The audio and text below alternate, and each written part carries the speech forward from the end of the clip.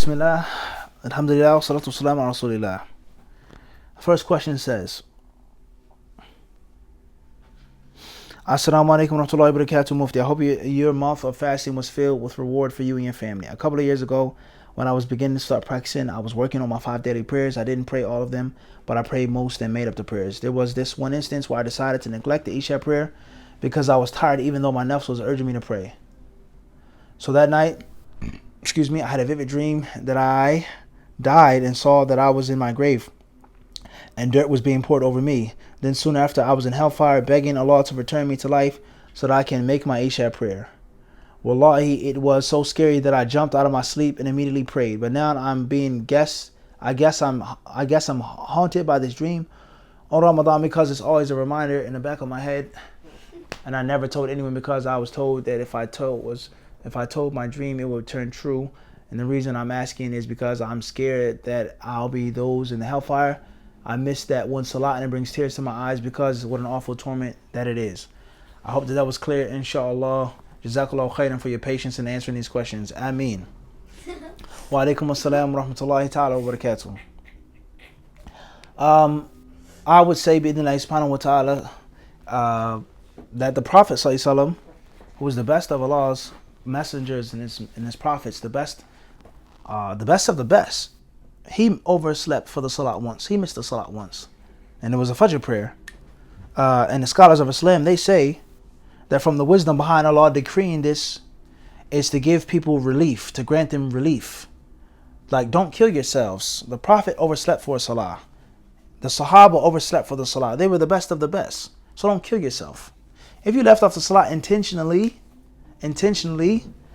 then that's something that's a bad thing. Make tawbah, make the prayer up, ask Allah's forgiveness, and don't get stuck on it because it's from the shaitan. Don't get stuck on it. Bidinai subhanahu wa ta'ala. Don't get stuck on it and don't dwell on it. Do good in that which remains, and you'll be forgiven of that which has preceded. And Allah subhanahu wa ta'ala knows best. Question 2. Assalamu alaikum wa rahmatullahi wa barakatuh. Shaykh, can you please go through the conditions for prostrations in the Quran? I.e., it says, do we need wudu? Is it only for salah? Does a woman have to be covered? Etc. Wa alaikum assalam wa rahmatullahi ta'ala wa barakatuh. The best thing to do is to treat the sujood of the Quran just like the salah. That's the best thing to do. That's the safest thing to do. But the scholars of Islam, they say it isn't necessarily the salah. And there's certain things that do not have to apply. Whether it's making the takbir, whether it is facing the qibla, having wudu, being covered, etc. It's not necessarily salah, it's sajda. Okay? So the best thing to do is to read the Quran in the best state. But if you come across the sajda, you can be anywhere. You can be doing anything. You don't necessarily have to have the qibla and all of these different conditions like the normal salah. That's in brief, and Allah subhanahu wa ta'ala knows best. Question 3. Assalamu alaikum wa rahmatullah. Shaykh, what are some teaching tips in the deen for boys that are on their way to their teens? Classes here are usually full or expensive, and no one really teaches in the masjid without a price. Wa alaikum assalam wa rahmatullahi ta'ala wa barakatuh. Well, first and foremost is, before I even get into the question, I would say, why do you want it to be for free? Why does it have to be for free? Why can't you pay for it? Huh? What comes good for free? What comes good without a price? Whether it's monetary price or some other type of cost. Now, I understand what you're trying to say. People have bills, they have expenses, so on and so forth. But I'm just trying to clarify or trying to get you to think on a different level now. Is that just because it costs money doesn't mean that you shouldn't do that. Sometimes the best thing that you get is that which costs. And we all know the universal law of power. And that is to avoid the free lunch. Avoid the free lunch. Huh? And the free lunch oftentimes leads you into trouble. And oftentimes the free lunch isn't of good quality. So sometimes you have to pay for something that's good. So we need to be mindful of that, okay, as Muslims. We're talking about someone teaching your young man, your young son, the future leader, how to be a man, how to pray, how to do this, how to do that. Who's going to teach him of qualified, reputable credentials unless he himself has a family that he has to feed, he has bills that he has to pay? Nothing is free in America. So the people, they get this concept of, oh, you take money for classes, you charge money for classes, Faddal, take the free lunch. Go ahead and see where it leads you. See what quality you'll get by everything being for free. Okay? But when you go to work, you expect money. You go to work, you expect the people to pay you on time. But everything in Islam, free, fi sabilillah, the face of Allah. Not only is that un-Islamic, but what quality do you think you're going to get when it's free? So that's something that we have to be mindful of. Nothing good comes for free. And nothing free is good. In general, okay? Not all the time, but in general. So with that being said, raising young men is something that has to be in the household. If you can't do it, then your husband has to do it. If your husband can't do it, or if you don't have a husband, then he has to have an uncle, a brother in the masjid, an imam, some type of male role model that he has to look up to and respect, and also fear. Yes, fear is a very important part of raising children and raising a young man. He has to be scared. If I break the rules, if I disrespect my mother, I'm going to get punched in the chest. That's a part of growing up. You need that. It teaches you discipline, it teaches you how to have respect for people and not to be thinking that you're in control. You have a 16-year-old boy in the house. He has a mother, he has sisters, he has little kids. He does whatever he wants to do. The mother, she can holler at him, she can curse at him, she can punish him, take his phone from him. You can't go outside, you can't play basketball. I'm not going to buy you the new LeBron James sneakers. Big deal. He gets over it. It's nothing. She can do whatever she wants to do. It's not the same as a man's voice, a man's presence. I said no. You're not going there. You're not bringing this in the household. And if you dare to do it, then there's someone that's bigger and stronger than you that's going to put you in your place. There's wisdom in that. And we all know Uthman radiallahu ta'ala anhu, he said, he's quoted to have said, Inna Allah la yaza'u bis-sultani ma la yaza'u bil-Qur'an. He says that Allah will deter with the ruler more than he will deter with the Qur'an. Listen to his words. He says, Inna Allah la yaza'u bis-sultan ma la yaza'u bil-Qur'an. He says that Allah will inhibit and deter, prevent things through the ruler's whip, the ruler's stick, more than the words of Allah, the Qur'an. How many people would drink alcohol if it wasn't punishable in the Sharia? Allah says don't drink alcohol. But how many people would do it if they could get away with it? Everybody understand the point? But you know that there's someone that's going to whip your back. You're going to be flogged and embarrassed and go through pain. You're going to think twice before you pick up that cup of alcohol. Everybody understand this wisdom here of the companion? So the point is, okay, the point is that it's not about you doing it alone, and it's not about you doing it at the masjid. But young men, they need Muslim men in their households to show them and to teach them the way. And you have to teach a young Muslim man before he's a teenager. If you're trying to teach him at 16 and 17, it's very, very late. And your chances of winning are slim to none. You have to teach him how to be a man when he's a boy. 5 years old, 4 years old, 3 years old. Teach him how to pray, how to be courteous, how to be a gentleman, how to be clean, how to have bravery, whether it's through sports or whatever. You have to instill that as a young man. And when he's at an age of 16 and 17, 15, you're supposed to be finishing the job. It's the end game, the 8th rank, not the center of the board. He's supposed to be finishing by now. His character is supposed to be generally forged at that age. So if you're not married, you have to have some type of male father figure. If you're not married, then you need to get married. And you need to find a brother that's going to be responsible. There are things that you can teach him. Many things that a man can learn from his mother. There are many lessons that I learned from my mother that I never learned from my father. And I've implemented them to this day.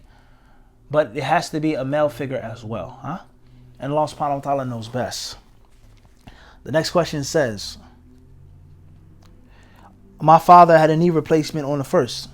He's home with me and my family now, and he's up and moving around well enough. But we live in a 3-story house.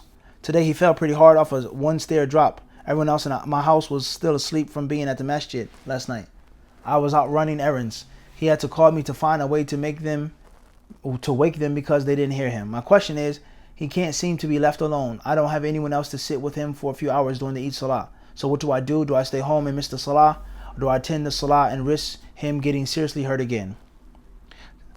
Stay home with him. Stay home with your father, bidnillahi ta'ala. Stay home. But if you have the ability to call a few sisters or a few brothers and to have people give the necessary support and help to get him down the steps, whether you have to put him in a chair or put him in something like this and bring him to the Eid, then that's the best thing to do. And perhaps by him going to the Eid and seeing the Muslims, being around the Muslims, will help speed up his recovery. And if not, then stay home. Allah subhanahu wa ta'ala knows best. Question 5. Assalamu alaikum wa rahmatullahi wa barakatuh. Sheikh Mufti, may Allah bless you and your family immensely. Allahumma ameen. What is your advice for Muslims that live in a community where there's no community? The situation is strange, so strange that men of the community won't accept any positions on the council in the masjid. The people are ridiculed and haunted as prey for anything one can think of, such as organizing anything outside the masjid. The masjid has no community meetings and take no advice from anyone. Advice for fundraisers fall on deaf ears. They won't have masjid food sales to secure the money for the existence and operation of the masjid. The sister's water in the bathroom wudu has been off in the sink for maybe 2 years now, but the bathtub water is off. The sister spit and make wudu in the kitchen sink where food and other things are. It's very unsanitary. Rats and roaches are in the masjid, and the feces and urine are present to prove it. The grass in the masjid itself looks abandoned. The windows are filthy. The walls in the masjid are filthy, and many people don't attend the masjid for fear that their salam won't be accepted because of the deplorable state of the masjid during this blessed month of Ramadan. The children fast ages 9, 10, 11 years old, and they're made to eat last and get whatever is left after all the men eat first. Would it be a bad idea to start a new masjid? This area has at least 200 Muslims. Barakallahu feek, Sheikh. Wa alaikum assalam wa rahmatullahi ta'ala wa barakatuh. Wa feekum barakallah. Give them the advice. Give them the advice. Or if they're not going to listen to the advice, perhaps maybe you may have to take it into a legal matter. You may have to bring certain proof and evidence and show the city this building is being held and operated in this manner, and which will put the pressure on them to change it or to relinquish the power. Perhaps that's permissible. And if not, if they don't listen, they don't want to listen, they won't relinquish the power, you don't want to go to the authorities or whatever the case may be, then make a new masjid. But when you make a new masjid, don't speak bad about the old masjid.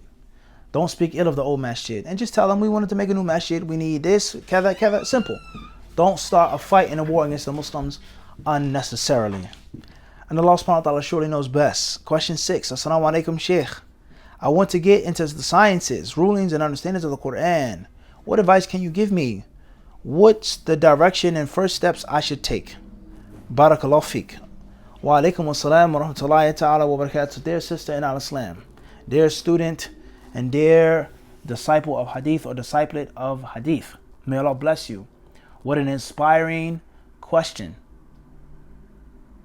What an encouraging quest to learn the Quran and to benefit from the Quran and its detailed sciences. What an excellent thing, a beautiful thing. I would advise you with 2 things and 2 things only as a starting point. Number 1, you should get your hand on anything and everything that is available in the English language about the sciences of the Quran. And there are several books that are in English. Some books have been translated and others have been written in English. Before you start thinking about Arabic and this sheikh and this class, get your hands on everything that is available in English. Articles online, Wikipedia, this book, that book, etc. That's the first piece of advice. After that, it is upon you, and that also includes classes and lectures as well. And you'll be shocked of the things that are available in English. You'll be shocked. The second piece of advice is you must start learning Arabic and practicing Arabic, because it's only but so far that you can go in any science with a handicap, and that's English. Depending on the translator, depending on the validity of the translation, etc. You have to go to the original source. And there are many, many issues of Quran and tafsir and recitation that are based off of nothing more than lugha. The lugha. Everybody clear on this? So that's the advice that I would give you with regards to ulum al-Quran and anything else. Anything else, huh?